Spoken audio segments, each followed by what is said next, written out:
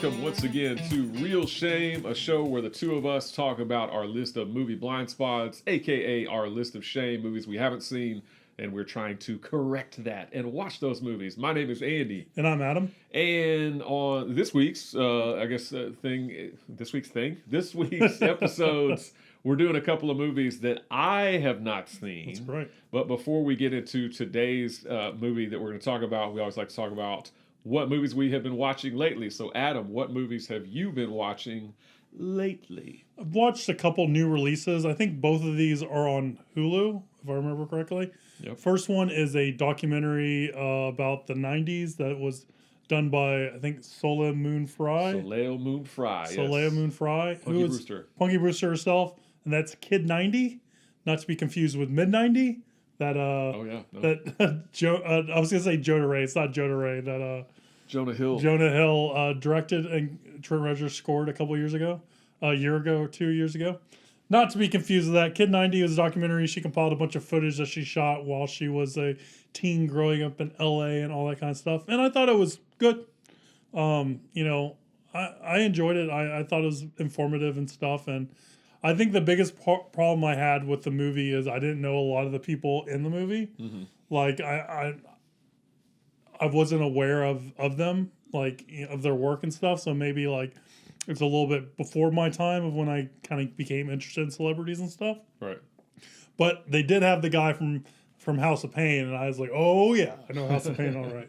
So I liked it. I think it's worth checking out. The other thing I watched was a kind of fun action movie called Boss Level, and that stars I can't even. Everyone's name is just leaving me right now. Is it Frank Grillo? Yeah, Frank Grillo. You might remember from the Captain America movies. He did a movie like that where he was a driver, and that was pretty good. And this movie is directed by. See, I said that I was gonna. I can't help you. Same guy who did Smoking Aces. He did The Gray. Carnahan, I think is his last name, directed that. And I thought it was a fun, action-y movie. I wasn't expecting a whole lot from it, and it kind of delivered on some fun actionness. So I enjoyed my time with that. So those are the two things that I've been watching this week. Does it have Bruce Willis? No. No? Yes, it does. Okay. It does have Bruce Willis. I was going to say. Yes. Okay. No, or is it Mel Gibson? I don't know. I haven't seen it. I thought it had Bruce Willis, but I don't know. They're interchangeable. Bruce Willis, at Mel this Gibson, point. Whatever. It has one of the two. Someone will correct me in the comments, and you'll be right. I should have looked it up before I talked about it, but I obviously did not. We don't do that. We don't do that here. All right, so that's what I've been watching. Let me throw it over to you. What have you been watching?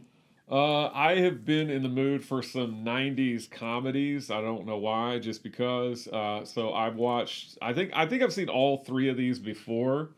So first of all, I watched Biodome. Yes. With Pauly Shore and Stephen Baldwin. And I mean, I am willing to cut a lot of 80s and 90s movies, not just comedies, but movies in general, like more slack because they remind me of like being a kid or whatever. But Biodome is just painful. Homeostasis is at 80%. So painful. I've never been a big Pauly Shore fan, but at least I can stomach things like Encino Man and stuff like that. I just think Biodome is not the least bit funny. It's just, I was like, man, I don't think I laughed one time. I mean, I might have laughed at just how dumb it all was, because I know it's supposed to be dumb. It's not like highbrow comedy, but it was painful to get through. Biodome introduced me to the safety dance, so I can't be upset at that. Okay, so it had one thing going for it. And then I watched Major Payne. I rewatched Major Payne with Damon Wayans and Karen Parsons, who didn't do a whole lot outside of Fresh Prince of Bel-Air as Hilary Banks, but I always had a huge crush on her whenever I watched Fresh Prince of Bel-Air. So I enjoyed Major Payne when it came out, and I enjoyed it now, 26 years or something like that later. It's pretty fun. Damon Wayans. We quoted that movie a whole lot growing up. Oh, did you? Yeah. Damon Wayans is obviously quite fun as Major Payne. He's a little intense. And then finally, the last 90s comedy that I watched lately is Krippendorf's Tribe. How does that hold up? Not that good. Not that good. And honestly, I say that I've seen all these before. I'm not sure if I've seen Crip and Doors Tribe before. I mean, I might have, but if I had, I'd forgotten everything It's with about it. Jaws' own Richard Dreyfuss. Richard Dreyfuss. Or if you've seen our Moon Over Parador Yes. review. Yep. Richard Dreyfuss and Jenna Elfman is the love interest, basically, in that movie. And it's just so funny because she just towers over him. Yeah. Because I think she is like close to 6 feet tall or something like that. And I don't know what he is, 5'4" or something, but it's just funny. They're very mismatched in that movie. But I mean, it was better than Biodome. I guess it's got that going for it. But it's still not that great. Probably the best out of the three, would be Major Pain. I mean, I haven't seen Crip and Doors Tribe since it came out, but I remember liking it when it came out. But yeah, well, you might want to give it another. I may want to give it another shot. Maybe I will. Maybe I don't. Yeah. Watch at your own risk, I guess. All right, so that's what I have been watching. So we're going to get into our feature today's movie review. Yes, and that movie is going to be. If you read our title, it's 2000's Finding Forrester. All right, let's do it.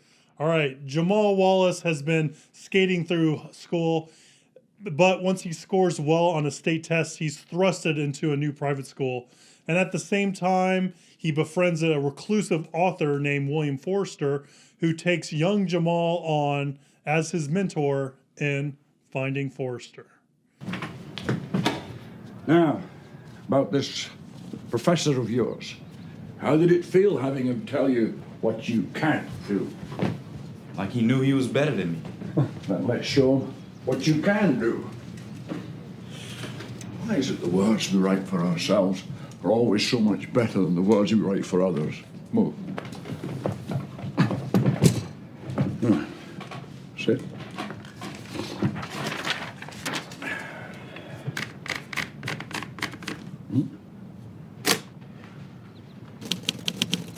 Go ahead.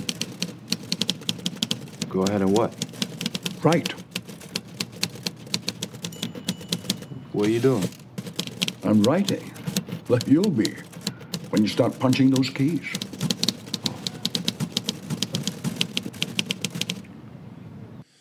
Finding Forrester came out in 2000. It's directed by Gus Van Sant, who is a well-known director. I think he do Good Will Hunting. Sure did. He directed Good Will Hunting and amongst other things. He directed the remake of Psycho. I don't know why that one jumps to my mind, but it does. So with Finding Forrester, although the film's not based on, a lot of critics compare the character portrayal by Connery on the real-life writer J.D. Salinger, and you would remember him from English class as a writer of Catcher in the Rye. Catcher in the Rye. So it's a movie I've seen. I haven't seen it since probably around when it came out, but Andy hasn't seen it. So let's dig into your thoughts on Finding Forrester. Yeah, so this movie, I don't honestly remember it coming out in 2000, so it just kind of passed me by. I did have a good friend that really loved this movie, and he was always say, dude, you got to watch Finding Forrester. Yeah. And because I have a bad habit of not listening to my friends' requests, what? I was like, yeah, whatever. And so I never watched it. But he would always be like, hey, you got to watch Finding Forrester. You got to watch Finding Forrester. I'd be like, no, I'll do it later. I'll do it later. So I put it off now for 21 years. I've finally gotten around to doing it. So Gus Van Sant, you mentioned, he's one of those filmmakers that. He did do Good Will Hunting. He did do Psycho, which I haven't seen the remake of Psycho, but I always thought, what's the point of watching it? Because I like the original Psycho so much. He's done some really good movies. Like I like Good Will Hunting. Can't comment on Psycho. I like movies like To Die For. Great movies like Drugstore Cowboy is one of my favorite movies. That's one of his early films. He's done terrible movies. Like Even Cowgirls Get the Blues with Uma Thurman and a giant thumb. And then he's done some kind of like experimental stuff like Jerry. Did you ever see Jerry with Matt Damon and Casey Affleck? Most of these movies you're mentioning, I have. You're like, no, I don't know what that is. Jerry is very strange. Jerry, I'm sorry, I'm going off on a tangent, but Jerry has Casey Affleck and Matt Damon. They're the only two people in the movie, from what I remember. They're both named Jerry. It's Gerry, not J. Okay. Gerry, and they end up getting lost out in like some national park or something like that. It's very weird. Anyway, Gus Van Sant has done it all. He's done good. He's done great. He's done experimental. He's done bad. But I thought this movie was really good. I enjoyed it quite a bit. I'm sorry that I didn't listen to my friend for the last 21 years. But hey, that's what we do on the show. Yep. We watch stuff that we haven't watched in 21 years Now or you can ever or whatever. Text him and tell I him. can text him, yeah, and be like, "Hey, dude, I finally watched Finding Forrester." And he's gonna be like, "Who is this?" But no, I enjoyed this You movie. can send him the link to the show. Yeah, I enjoyed this movie quite a bit. Of course, we saw Rob Brown, who plays Jamal. As Ernie Davis in The Express, and I thought he was great in The Express. And I guess this was his film debut. Yeah, did you Finding read the Forrester. trivia on that at all? I did not. Apparently, he was auditioning as a background actor because he wanted $300. I think it said to pay his cell phone bill. Oh, nice. And Gus Van Sant saw him and put him in front of the camera and liked this natural kind of charisma he had and natural acting ability and cast him in the would you say lead role? I think he's the lead role. Oh, right? definitely, yeah. Maybe not the Or at least- titular or role, maybe but co-lead. But yeah. I think he has more screen time, for sure than Sean Connery. So I guess lead, yeah. But no, that's cool. I didn't know that. I did see where he didn't do another movie after this until Coach Carter, like 5 years later, Yeah. which I don't know what the story is with that, or he just was very picky, and he was like, I don't want this other stuff that comes along. But no, I thought he was excellent. I mean, what can you say about Sean Connery? He's always good. I debated whether or not I wanted to do the whole episode with the Sean Connery action. But I decided that would be too painful, both for your ears and for their ears. So I decided not to do it. But anyway, having said all that, I thought it was good. I mean, I didn't really have a lot of problems with the movie. It's a very kind of uplifting story. I mean, again, you've got this. I keep wanting to call him a professor. Sean Connery's not a professor in this film. He's just an old writer who lives alone, who is reclusive, like J.D. Salinger was. And he, through different circumstances, meets up with the Jamal character played by Rob Brown and begins to kind of mentor him because Rob Brown is a very intelligent kid who, wants to play basketball but is really, really sharp, really, really intelligent, and a very good writer. And so Forrester, what's his first name? We didn't write it down. It's William Forrester, right? I don't know. Yeah, it's William Forrester. Anyway, the Forrester character, the Sean Connery character, mentors him and kind of brings out the best of his writing. So I thought all of that was cool. I mean, you got some supporting characters in the movie like Anna Paquin, what's his name, Michael Pitt. Yeah, which the movie doesn't do much with him at all. Yeah, I thought, why is he in it? And then of course the F. Murray Abraham character is kind of the villain. Professor Crawford. Yeah, he's the guy that doesn't really like Jamal or for whatever reason, and thinks that he's plagiarized stuff or he's not actually writing things. But I thought it was really good. I mean, I was entertained. I thought it was a good kind of solid drama. I was never bored with it. I think it's a little over 2 hours, but I wasn't like, hey, hurry up. I mean, I thought that it was compelling. I like Rob Brown or Jamal's. Rob Brown's character Jamal. I got to pick one, Rob Brown or Jamal. I like Jamal, kind of trying to coax Forrester out and into the world again, and taking him to the I guess it's Red Sox Stadium, Boston. They're in Boston. No, I think they're in New York. New York. Because they go to Gardens. Was it Central Garden? Oh, that's right. They go to Madison Square Garden. Madison Square. Sports guys. Well, I think I said Red Sox because Busta Rhymes is in the movie, and he's I think maybe the Yankees or somebody are playing the Red Sox or something, and I think he mentions the Red Sox. Anyway, brain fart. Anyway, yes, you're right. It's New York City, but yeah, all of the events in the story I thought were compelling or interesting. So anyway, I've rambled on enough. No, you've seen it before. I did. And what did you think about it the first time, and what you think about it now? Yeah, that's a great question. I really liked this movie when it came out. I like the idea of like writing the great American novel and stuff like that. So like to my young self, this was before I hit my 20s. It was a cool idea to think of it was a cool concept to be able to think of, hey, you could write something like that. And at that time I was kind of interested in writing. So this movie kind of gelled with me in that way, right? And I really liked it. And I was nervous that the movie wouldn't hold up, because it's been, 20 years since I've seen it, 21 years since I've seen it. And I'm with you. I really like this movie. Yeah. I think there's, again, like we said with Pitt's character, he probably, nothing really comes of that.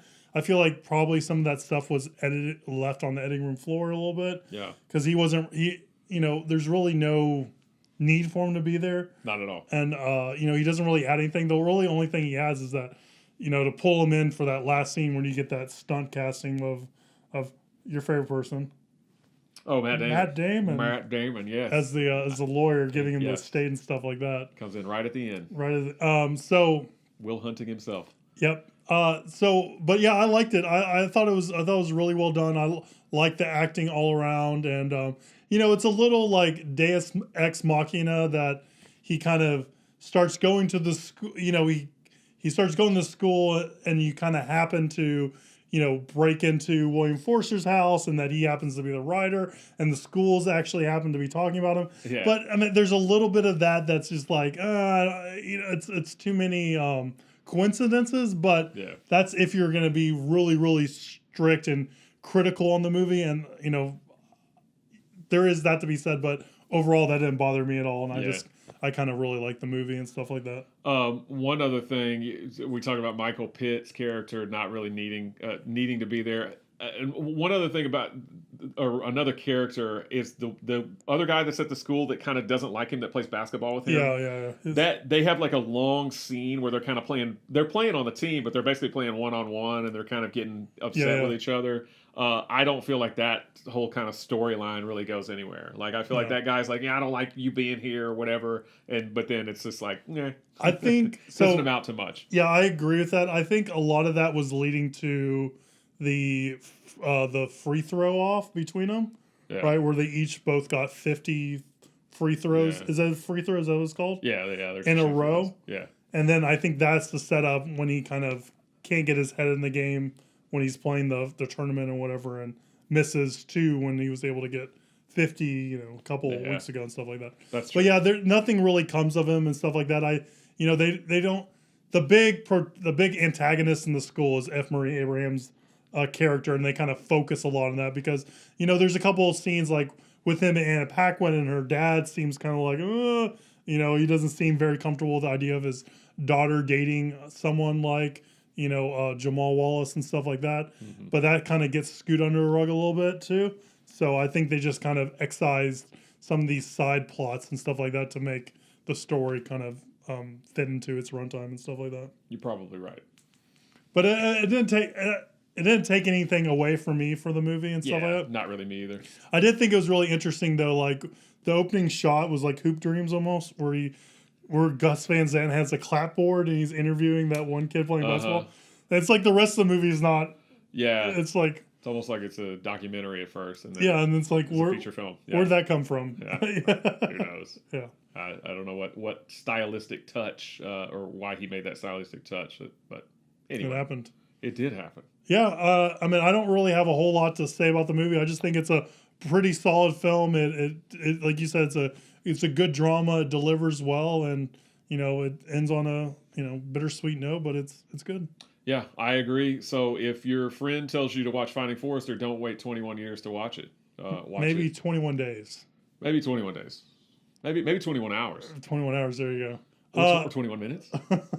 What did the critics say about the movie? Are we with them or against them? No, we're with them. Maybe not Leonard Maltin. 74% fresh on Rotten Tomatoes. 79% audience score. Roger Ebert gave it thumbs up. Leonard Maltin, in the middle, 2.5 stars. Oh, Leonard. Yeah, he's kind of on the fence about it. Yeah, he doesn't like but it. But it's not a bomb, and it's 2.5 is right there, kind of like I kind of liked it, that sort of thing. So I guess he's kind of favorable on it.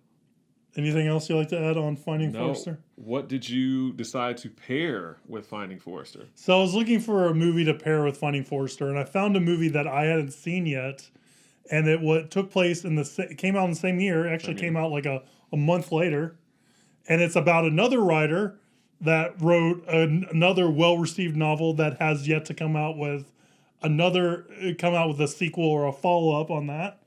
And it's a movie called The Wonder Boys. And I remember seeing the poster, and it's with Michael Douglas, it has Tobey Maguire, it has RDJ in it, Robert Downey Jr. Big cast. Yeah. Katie Holmes. So I was like, all right, let's watch that. Let's pair that up with that. So we got 2 kind of 2000 writer movies, and we'll see how well they pair together. Sounds good to me. Let's do it. Well, we want to know how you found Forrester. If you found it good or found it bad, let us know.